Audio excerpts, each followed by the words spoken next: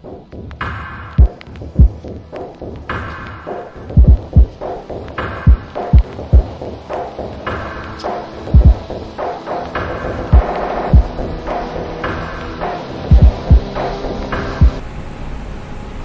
viewers, welcome to Dailies on TVRC.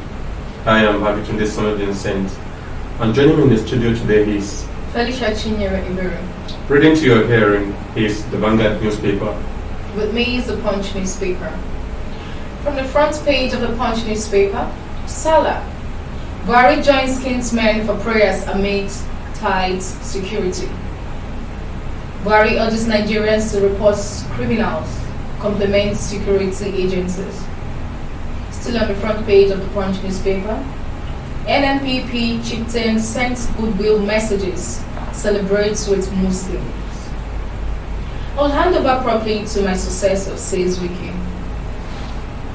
Protesters set Sri Lankan PMS house on fire. Group urges Buhari, NAS to revisit Electoral Act. Still on the front page of the Punch newspaper, rain disrupts Eid prayers, celebration in Lagos. Salah, pray against insecurity, others, Saraki urges Nigerians. Still on the front page, Wiki never wanted VP slot, says Lamido. This last one says, Igbo still at the bottom of national politics, says Juan Paso. So, Mr. Vincent, what's the take on this last one that says Igbo still at the bottom of national politics? Well, in my opinion, I think that statement should not come at this point in time when we are looking up to the 2023 election.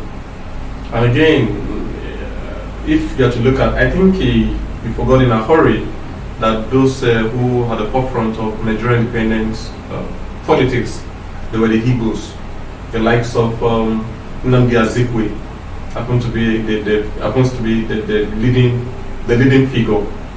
So saying the Igbos are at the bottom of the ladder is unprecedented. Okay. And this other one that talks about Kobe Governor urges residents to imbibe spirits of love and sacrifice. Sorry, come again. Gombe Governor urges residents to imbibe spirits of love and sacrifice. That's a good way to talk to one's world, or to one's kids or children. So what should one say at this point in time that we are facing with so many crises, so many issues? It is only with love that we conquer evil. So that's a nice one from the governor of Gombe State. Okay, this last one, let me draw from this thing that says Buhari urges Nigerians to report criminals to complement security agencies. What's the take on it? Yeah, the duty of everyone is the security is not just the duty of the military or the police in the street alone. It is a collective responsibility of all and sundry. So, but the onus and the buck lies on the table of the military leaders. Not just the military leaders, including those at the helms of affairs, the presidency and what have you. So, in my opinion, of course, it's good for the citizens to report any kind of improper sightseeing or any suspect. Their duty to report to the police or to report to the military operatives. But the point is, after reporting what happened. So it is the aftermath. It is not just the beginning. It is always the aftermath. After what happened, or after the arrest, what happened afterwards? Is it prosecution, or just like what happened in Kuje prison? People gather themselves, plan that kind of invasion and attack, and they attacked. Up to now, head hasn't rolled. We haven't heard of any kind of substantial recovery of those who escaped from the prison. So it's always the aftermath. What happened afterwards? Okay, so that's all from the Punch newspaper. On the front page of Vanguard newspaper, Kuje prison attack. Inmates, money not stolen. We don't keep such huge cash, says NCOS. Expose criminals. Security is collective responsibility. says Buhari as a challenge Nigerians. 1.8 billion naira, 1.85 billion naira recovered loot. Ex-Hamishi Buratai threatening court action. If Anglican prelate warns politician. Atiku travels to UK as continued stay abroad worries PDP leaders, stakeholders. 2 bodies recovered from Lagos boat accident, says NEMA. Kuje prison attack. Inmate money not stolen. We don't keep good. I've actually read this. Hid El Kabir. Pray for divine intervention to end worsening security in Nigeria. Hotom Wahajis Muslims. Miss Iberi. Let's comment from the last one. Prayer. Governor Hotom of Benue State said, pray for divine intervention.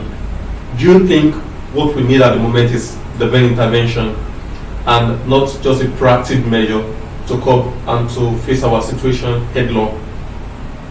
Yes, to me, I feel prayer too is very much important because when things happen, when things go wrong, if we run to our leaders and they are not forthcoming, we have to turn back to our Creator in this situation. So we should not leave prayer out of this whole matter because these individuals too are just human.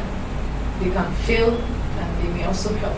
So we have to look up to God for prayers, and but notwithstanding the other parts of it when it comes to doing the needful, like the government trying to see to making things right by, assuring the citizens of a secured livelihood.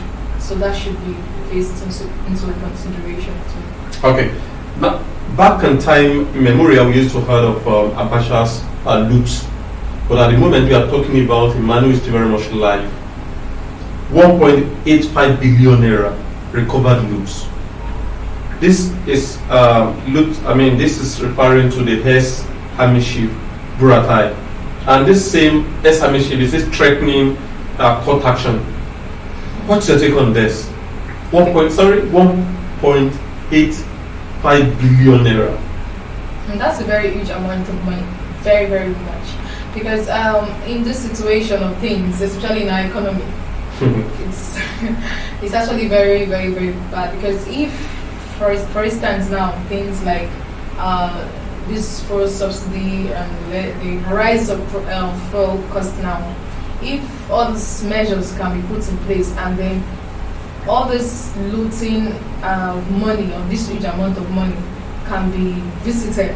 If the ex-chief of armed forces is really trying to threaten the court on this issue, I feel it's a bad step ahead. Okay, and penally, how we paid over 2 million to rescue abducted Wahex supervisor, says Monarch. Now, kidnapping in Nigeria, what's your take on this? 2 million naira in the hands of criminals. Again, it's still a way of still promoting this kidnapping thing, which is very wrong. There should be measures taken up on this issue. This kidnapping is as though we are trying to encourage these kidnappers to keep doing what they're doing by just paying them that huge amount of money. So it's really very, very, very appalling. So let's just hope our government, our federal government, can actually look into this issue and make sure things work out well. Thank you. Alright, viewers, many thanks for watching. This is our show for today. Do join us next time for another exciting episode. Until then, remain your humble host. Bye for now.